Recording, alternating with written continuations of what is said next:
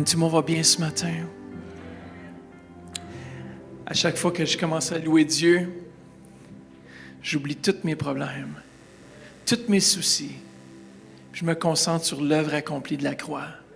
Parce que Dieu est tellement bon. C'est un Dieu dans lequel on peut trouver notre identité. Et ce matin, on parle encore, je sais qui je suis. Est-ce que vous connaissez votre réelle identité en Christ? Lorsque j'ai accepté Jésus dans mon cœur, il a fait toute la différence. Il est venu en moi, il m'a transformé. Il s'est dit, je suis devenu une nouvelle créature. Et j'ai mentionné que parfois, il faut regarder, il faut voir dans sa parole, qui est le miroir de qui nous sommes réellement dans le monde surnaturel, dans le monde spirituel. On doit lire notre parole, on doit l'ouvrir et dire, Seigneur, merci, je suis telle et telle chose.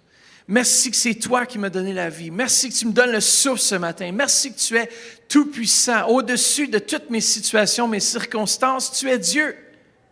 Come on, est-ce qu'il est Dieu dans vos vies ce matin? J'aimerais qu'on puisse tourner ensemble dans Romains chapitre 6, versets 9 et 11. Juste avant, j'ai une histoire qui me fait refléter sur la grâce de Dieu et comment est-ce que Dieu est bon.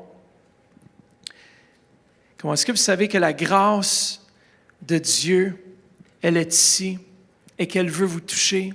C'est la grâce de Dieu qui est venue nous chercher, qui nous a convaincus, qui nous a apportés dans sa présence. Et cette même grâce, elle est venue par le moyen de Jésus-Christ. Et j'ai une histoire ici qui me fait rire, que j'ai lue aujourd'hui dans un article qui nous disait que le Reuben Donnelley Company de Chicago sont ceux qui impriment les catalogues ou les magazines de National Geographic. Et puis, ils ont un système, ceci était à l'époque un peu, mais il y avait un système de notification par courriel. Ce n'était pas trop à l'époque parce qu'il y avait des courriels. Et puis, il y avait un système qui envoyait systématiquement des avis à ceux que leur abonnement avait expiré. Et puis, tout à coup, il y a eu un problème dans le système d'envoi. Et un fermier aux États-Unis a reçu au Colorado, leur machine ne fonctionnait plus, il a reçu 9734 emails. 9734 courriels pour se réabonner à National Geographic. Et puis, il a fait 10 kilomètres pour se rendre à la post office et il a payé, il a envoyé une note à National Geographic. Je me rabonne à votre inscription. Je suis tanné d'avoir vos notifications. Et c'est juste pour vous dire, envoyez-moi la revue, j'en ai assez de courriels. Et c'est la grâce de Dieu, elle est surabondante. C'est ça que Jésus a fait pour nous. C'était tellement grand, tellement vaste qu'il est venu en surabondance.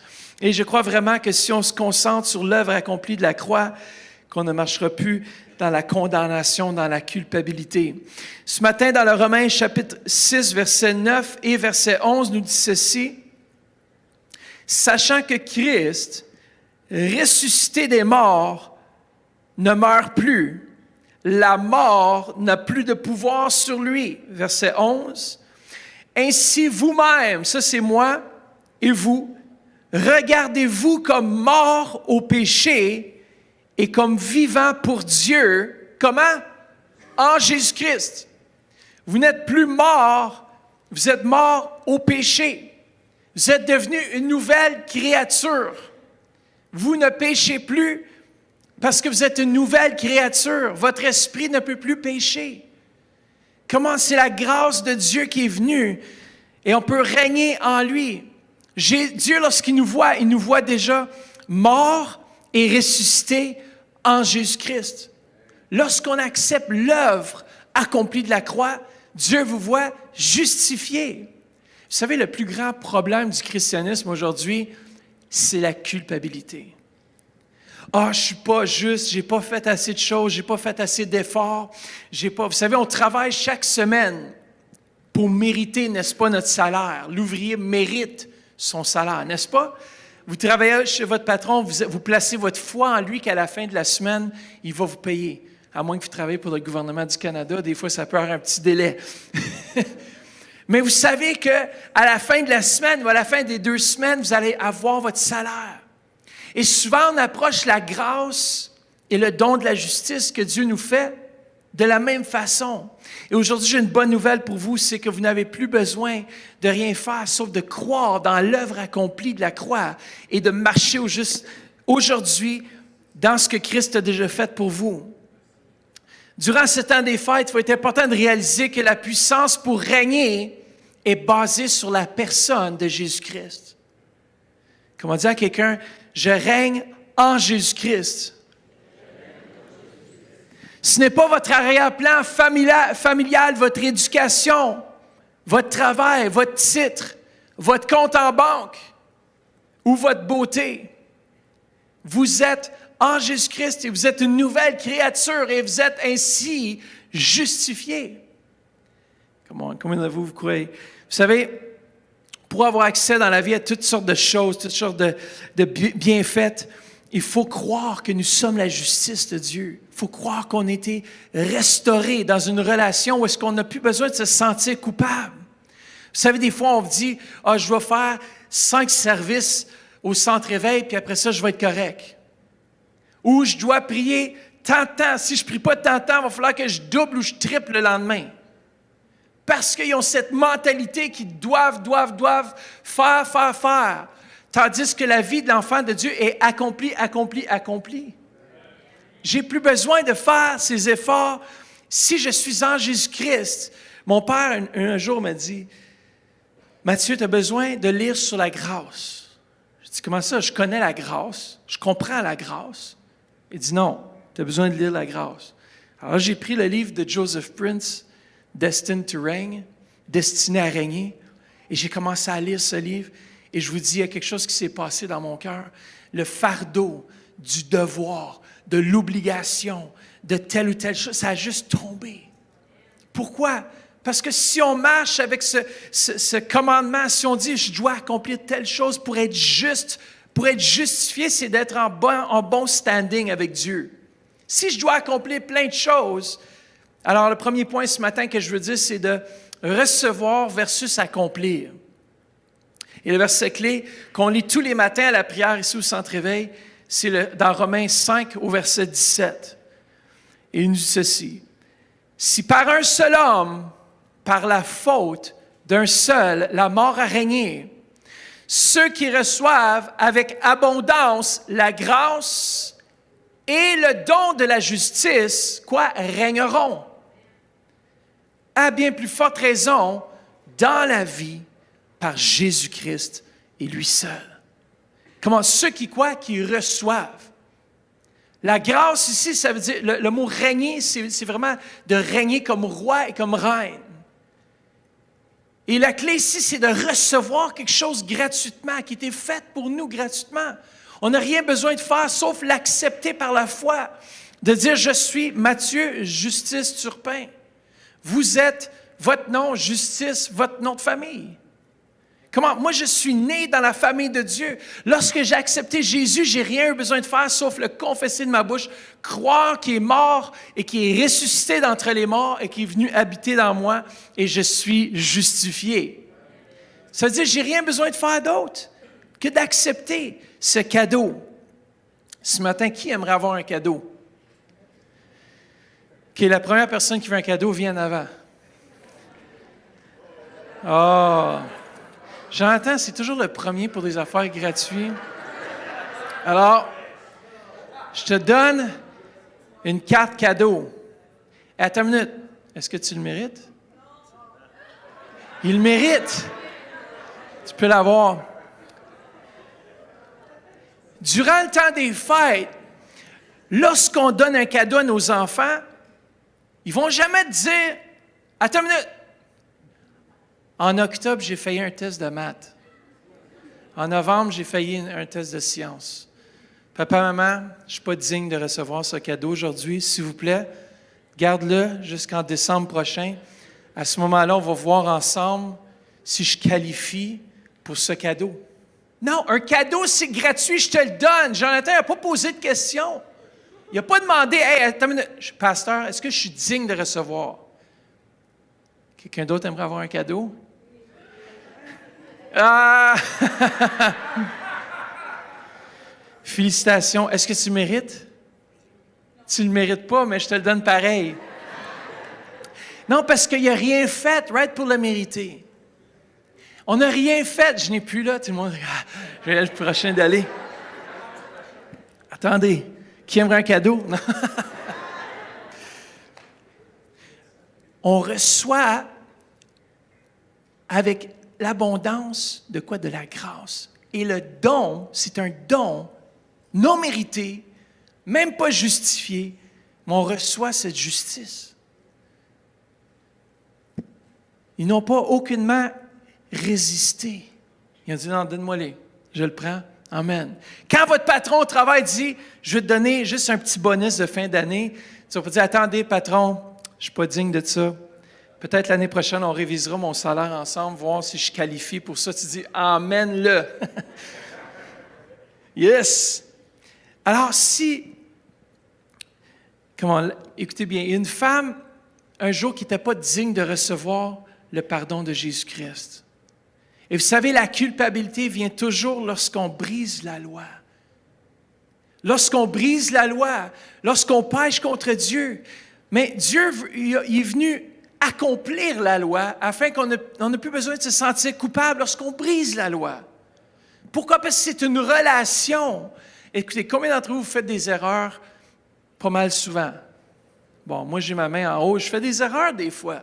On n'est pas parfait. Lorsque je fais des rénovations, puis que tu es frustré, puis oups, j'aurais dû pas dire ça, amen, ou que tu es juste frustré, ça va pas bien, ça va tellement pas bien. Tu fais des erreurs, tu dis des choses des fois qui ne sont pas alignées avec ta nouvelle personne en dedans. Mais vous savez quoi? Pourquoi est-ce que ce n'est pas basé sur ça? Il y avait une femme dans Jean chapitre 8 qui avait été prise dans l'adultère, puis elle était là, et puis la loi exigeait qu'on la lapide, qu'on la mette à mort. Alors la loi est là pour rappeler que tu ne qualifies pas, quoi. La loi est là pour te montrer que tu es faible. La loi est là pour te montrer que tu es pécheur. D'ailleurs, c'est comme un miroir. C'est un miroir qui te montre qui tu es réellement sans Christ. Et c'est comme si je me regarde dans le miroir le matin. Malheureusement, je ne peux pas prendre le miroir puis commencer à l'effacer. Non, parfois, mesdames, est-ce que vous aimeriez juste pouvoir changer une coupe d'affaires? Vous imaginez, le matin, tu te présentes devant ton miroir et puis le miroir est là devant toi puis tu peux modifier ton visage un peu. Aujourd'hui, un petit peu plus de mascara. OK, enlever ride numéro 3, numéro 4 ici. Là, tu pourrais l'ajuster ta face comme Photoshop. C'est pour ça que ça m'étonne toujours. Tu sais, soyez jamais...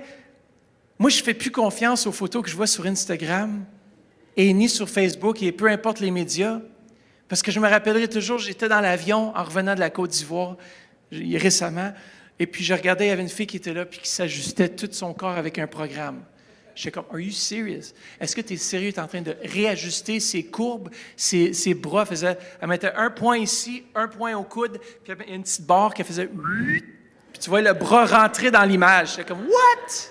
Après ça, il faut arranger le ciel en arrière, tu sais, comme ça blendait tout.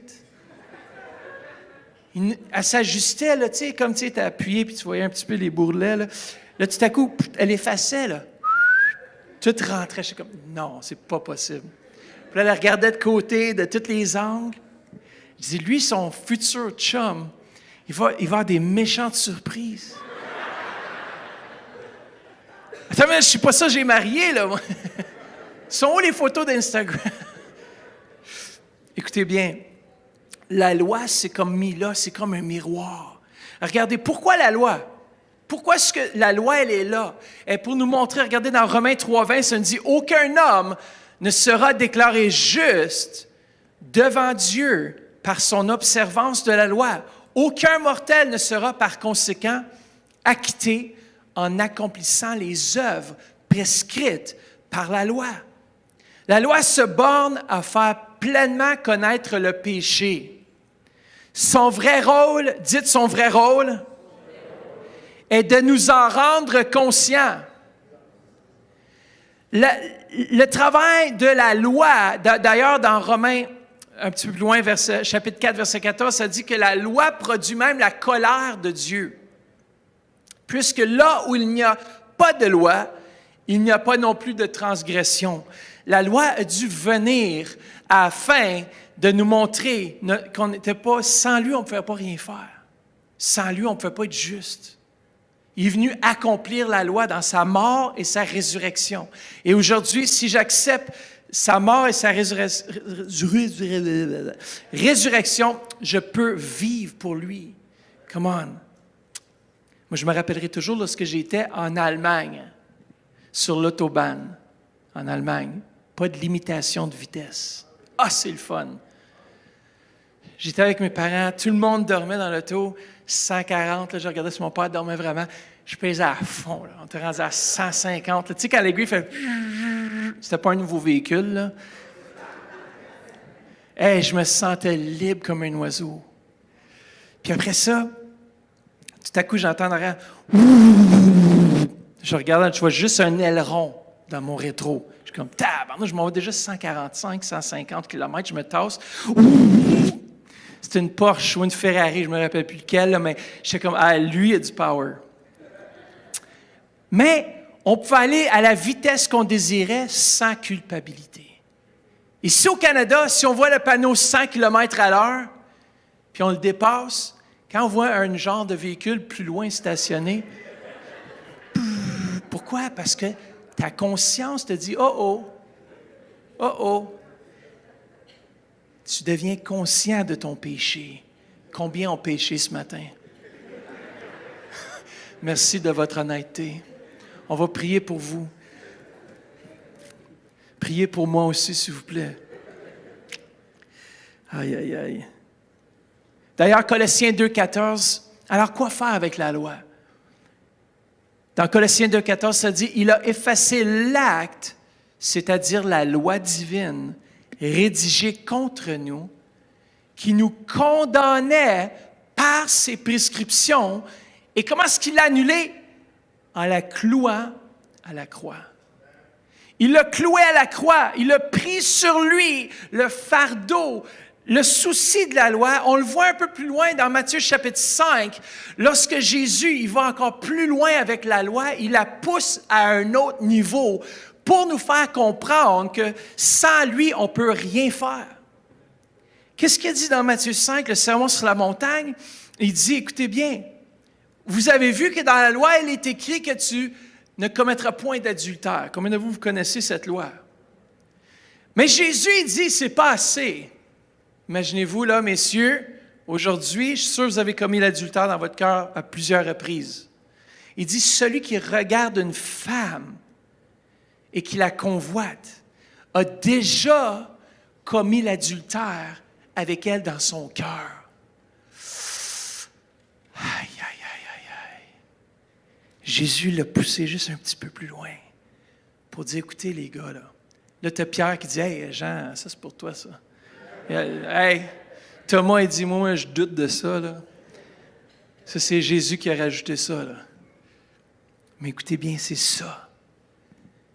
Jésus l'a poussé encore plus loin pour dire à ses disciples, pour dire à ceux qui étaient là, que sans moi, vous ne pouvez pas tenir.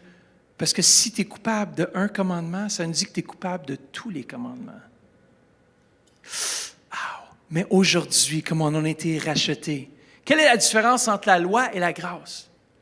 La loi et la grâce. La loi, c'est impersonnel. Si je te dis, tu dois faire telle chose pour mériter telle chose.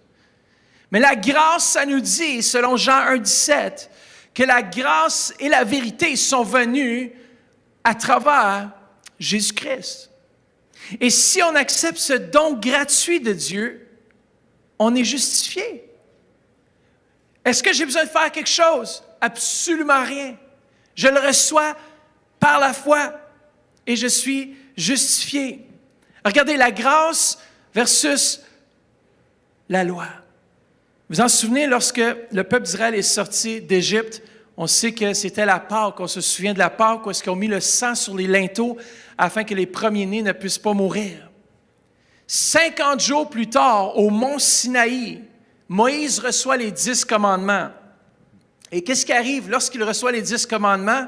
Il descend de la montagne et on voit que, moi j'aime tellement cette histoire-là, on voit Aaron qui est là.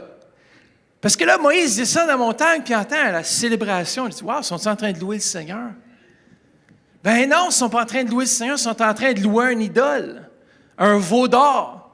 Moïse dit à Aaron, il dit, « Viens ici, Aaron, qu'est-ce qui se passe avec le peuple? Comment ça qu'il y a un veau d'or dans le milieu du camp? » Tu vois, ben, je sais pas, moi, les gens voulaient avoir un Dieu qu'ils pouvaient voir. Ça fait que, ils m'ont juste amené leur or, on a juste jeté ça dans le feu, puis c'est devenu un veau.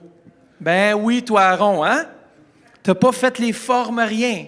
Si vous regardez les Écritures, c'est vraiment comme, tu sais, il veut sortir de sa culpabilité. Il a fait un veau d'or. Et puis on sait que 3000 sont morts ce jour-là, qui ont passé par l'épée.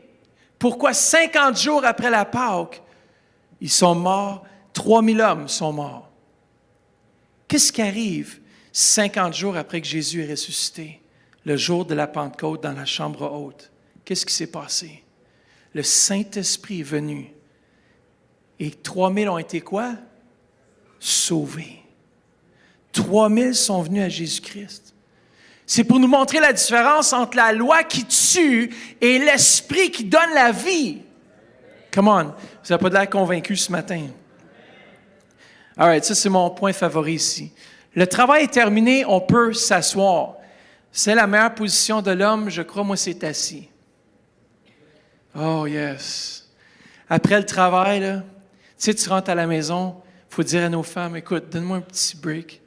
J'arrive, je dois juste un peu relaxer, respirer. Puis là, ta femme est là, OK, ramasse tes bottes, ramasse tes bas, on fait le ménage. Oh non. Je suis comme, non, on ne fait pas le ménage. Je reste assis, je vais faire le ménage dans mon timing. Je suis le seul qui vit ça à la maison, messieurs. Combien de... Merci, Lunga. Lunga, si j'aurais un autre certificat cadeau, je t'en donnerais un. Je me sens seul ce matin, mais tu m'as fait... Ta grâce, la grâce de l'Éternel, au travers de ta main levée, m'a encouragé. La grâce de Dieu. Mais je peux m'asseoir. Regardez bien le dicton que j'ai inventé, par la grâce de Dieu. Je vais le lire, là, parce que je l'ai oublié. Il est où mon dicton? Viens-t'en, mon petit dicton. OK, je vais le dire, je me rappelle par cœur. Beaucoup d'enfants de Dieu marchent dans la défaite au lieu d'être assis dans la victoire. Beaucoup d'enfants de Dieu marchent par leurs propres efforts dans la défaite, tandis qu'ils devraient être assis dans la victoire. Christ a tout acquis à la croix. Nous, on doit juste rentrer dans cette dimension de la grâce de Dieu. Et moi, je ne vous vois plus comme des pauvres pécheurs. Il y en a qui se voient continuellement comme des pauvres pécheurs. Et lorsqu'on a cette mentalité que nous sommes seulement des pauvres pécheurs, on a entendu ça souvent, rachetés par la grâce, n'est-ce pas? Mais on n'est plus des pécheurs, c'est même plus notre nature, parce que cette nature de pécheur est morte au moment où on a accepté l'œuvre de Jésus-Christ à la croix.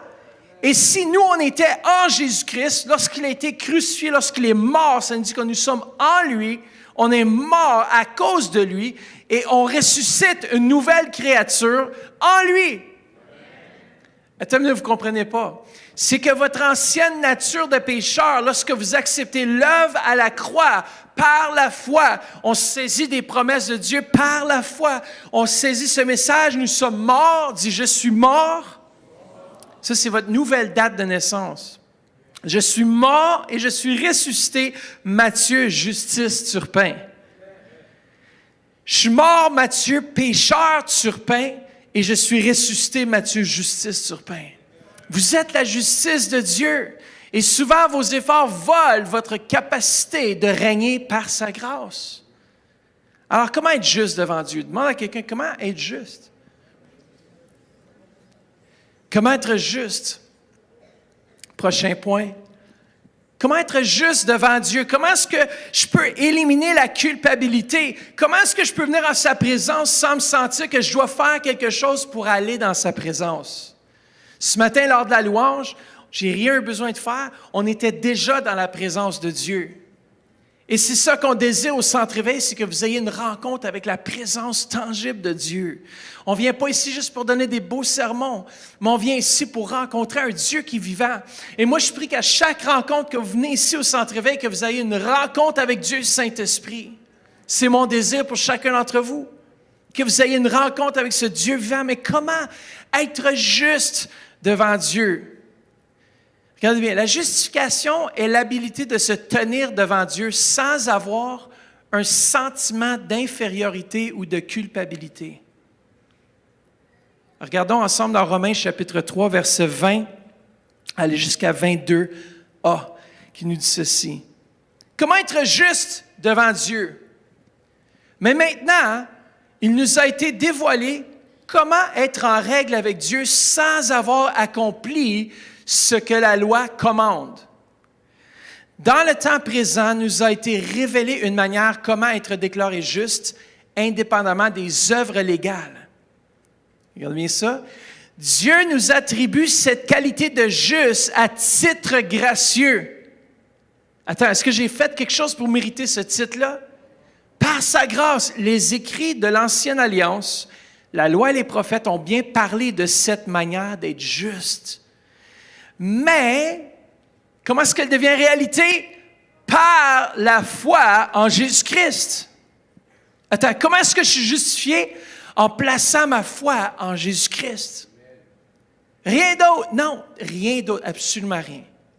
Alors, même si je vais monter, j'ai regardé une vidéo de nos chers frères et sœurs catholiques qui sont peut-être dans l'ignorance par rapport à ça, mais qui montaient les escaliers d'un oratoire quelque part à genoux. Puis chaque marche qui montait à genoux, ils s'arrêtaient pour prier. C'était tellement usé, les escaliers, qu'ils ont dû les remplacer quelques fois. Mais tout ça pour absolument rien, parce que j'ai pas rien, je peux pas rien faire de plus pour être absous de mes péchés, de mon manquement. Ça le dit ici, regardez. Mais elle devient, comment être juste devant Dieu? Elle devient la justice réalité par la foi en Jésus-Christ et elle est accessible à tous ceux qui la saisissent par un acte de foi personnelle. Lorsque j'accepte Jésus dans mon cœur, lorsque je le confesse comme le Seigneur, le Sauveur de ma vie, je suis la justice. C'est comme d'être né dans une famille. Abraham, regardez bien, Abraham a été déclaré juste. Moi, ça me dépasse parce qu'Abraham était même sous l'Ancienne Alliance. Mais on voit la grâce de Dieu, même dans l'Ancien Testament. Regardez le roi David qui a mangé des pains d'assignation. Tu n'étais pas supposé de faire ça, mais Dieu a démontré sa grâce à ce moment-là. Regardez Abraham qui était sous l'Ancienne Alliance, mais regardez, il était justifié selon Romains chapitre 4, verset 3. En effet, que dit les Écritures? Abraham eut confiance en Dieu et à cause de cela, Dieu a porté sa foi à son crédit et l'a déclaré juste. Vous êtes justifiés. Vous êtes libérés. Dites avec moi, je suis la justice de Dieu. Je suis la justice de Dieu. 2 Corinthiens 5, 21, celui qui n'a point connu le péché, il l'a fait devenir péché pour nous, afin que nous devenions quoi? En lui, justice de Dieu. Wow, aujourd'hui, vous n'avez plus besoin de vivre la culpabilité. Vous n'avez plus besoin de vivre sous l'esclavage. Vous n'avez plus besoin de vivre sous la loi de la condamnation. Mais vous vivez dans la liberté de Jésus-Christ qui dit que par ses meurtrissures, tu es guéri. Ça, c'est ton nouveau rôle. En tant qu'enfant de Dieu, tu reçois cette nouvelle portion. Oui, tu es la tête et non la queue à ton travail. Quand la tempête vient, j'ai le droit de régner et de défendre ma maison parce que je suis la justice de Dieu. En Jésus-Christ, j'ai la victoire sur les tempêtes dans ma vie et je peux être roi et règne. Dites avec moi, je reçois l'abondance de la grâce et le don de la justice pour régner sur les difficultés financières, pour régner sur la maladie, pour régner sur les manquements financiers, pour régner à mon travail, pour régner dans la tempête. Come on, est-ce que vous êtes roi et reine aujourd'hui? Est-ce que vous êtes assis dans les lieux célestes? Vous êtes la justice de Dieu. L'ennemi veut vous déprimer. Vous avez le droit de chasser l'esprit de dépression. L'esprit veut vous mentir, vous lui apportez l'esprit de vérité. Vous êtes la justice. Vous régnez. Moi, je te dis, c'était la plus grande chose que je disais à faire, c'est la culpabilité de ne pas me sentir à la hauteur. À chaque fois que je pense que c'est par mes propres efforts, je manque le but.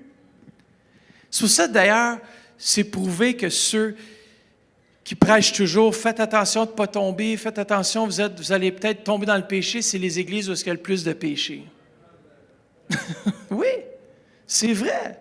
Parce que je vous pointe dans la direction du péché. Et là, tu focalises sur le péché, sur les manquements, alors tu te diriges vers ça. Tandis que si aujourd'hui, je sais que je ne suis pas pécheur, c'est plus ma nature.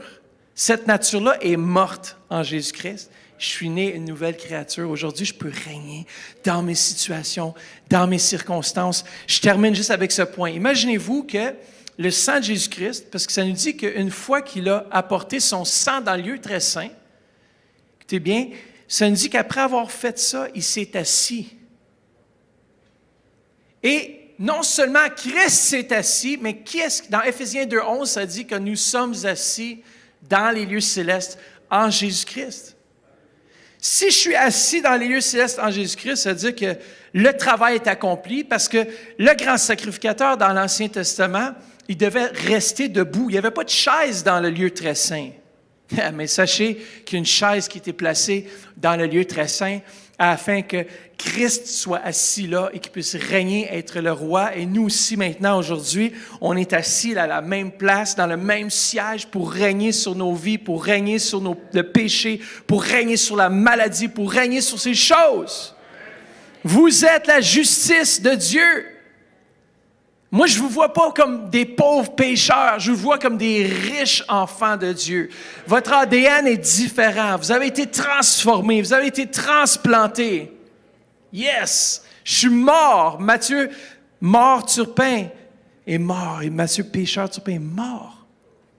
Aujourd'hui, je peux régner. J'aimerais inviter l'équipe de louange à revenir en ce moment ici. Et moi, je prie vraiment que vous ayez une nouvelle vision de qui vous êtes réellement. Si on arrive à découvrir vraiment cette réalité, que vous n'êtes plus des pécheurs, des pauvres pécheurs, mais qu'on est rachetés, on est une race élue, un sacerdoce royal. On est une nouvelle créature. C'est ça mon identité maintenant. Quand l'ennemi vient venir mentir, dire « Ah, regarde, là, t'as manqué le but », non, c'est plus ma nature. Tu peux avoir manqué le but, c'est pas grave. La nature en dedans de toi, elle est différente.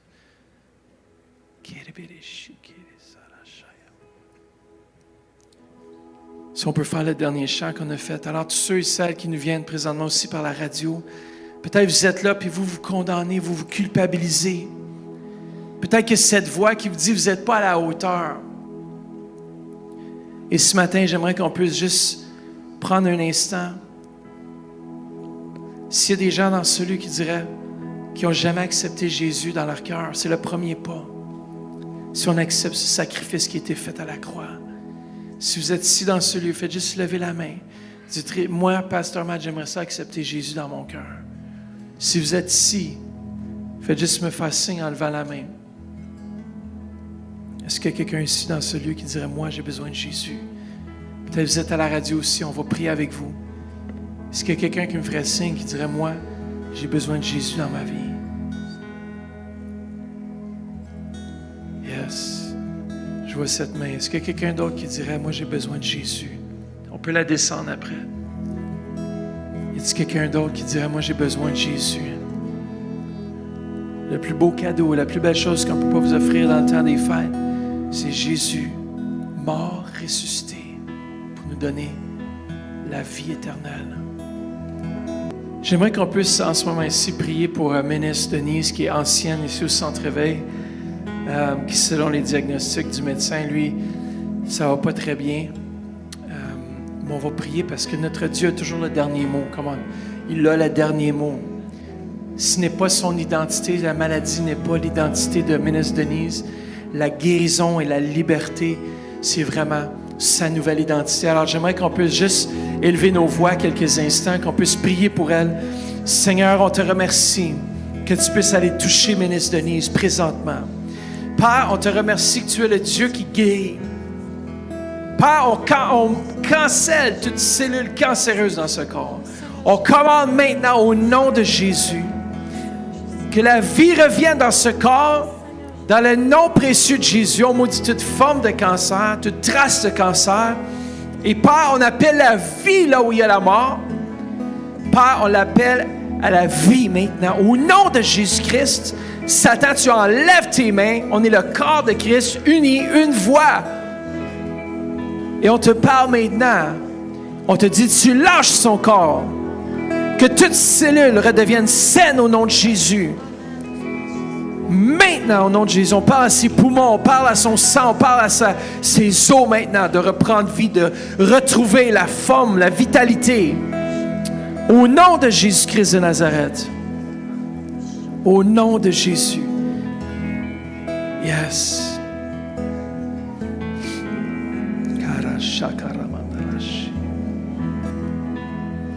Vous venez adorer. Oh, venez adorer. Oh, venez adorer le Christ, le Seigneur. Oh, venez adorer le. Oh, venez adorer le. Oh, venez adorer le Christ, le Seigneur. Il y a quelqu'un ici qui vit des tourments. Vous êtes tourmenté dans votre quotidien. C'est vraiment comme un esprit qui vient tourmenter vos pensées. Et on va prendre autorité. Avancez-vous. Si vous êtes ici dans ce lieu, vous cherchez, vous avez besoin de la guérison dans votre corps. Peu importe la maladie, il y a quelqu'un qui souffre dans le bas du dos, à droite ici. Si c'est vous, avancez-vous au nom de Jésus. Le Seigneur veut prendre votre douleur. Il veut prendre cela. La guérison, on appelle la guérison vraiment quelqu'un qui a des grandes douleurs dans son dos. Tout à droite de la colonne, si c'est vous, venez devant, on va prier avec vous et ça va disparaître. 2019 s'apprête à être une année incroyable. Nous allons avoir des conférences en 2019, plusieurs choses. Ce matin, on vous encourage, si vous êtes nouveau parmi nous, venez nous voir en haut dans la chambre haute. On aimerait vous rencontrer, vous saluer. Sinon, passez un bon dimanche. Demeurez bénis au nom de Jésus. Amen. Alléluia, Jesus, yeah.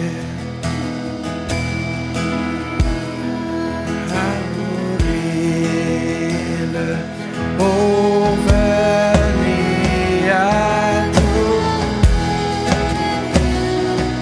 Oh, venez adorer. Amen. Si vous voulez aussi, avant que tout le monde se sauve, achetez vos billets aussi pour la Nouvel An, la soirée de Nouvel An, le 31, à la librairie, dans le couloir aussi. Je vous encourage à vous procurer parce que ça va aller vite. Les places aussi vont être limitées à 300 environ. Alors, prenez vos billets. Amen.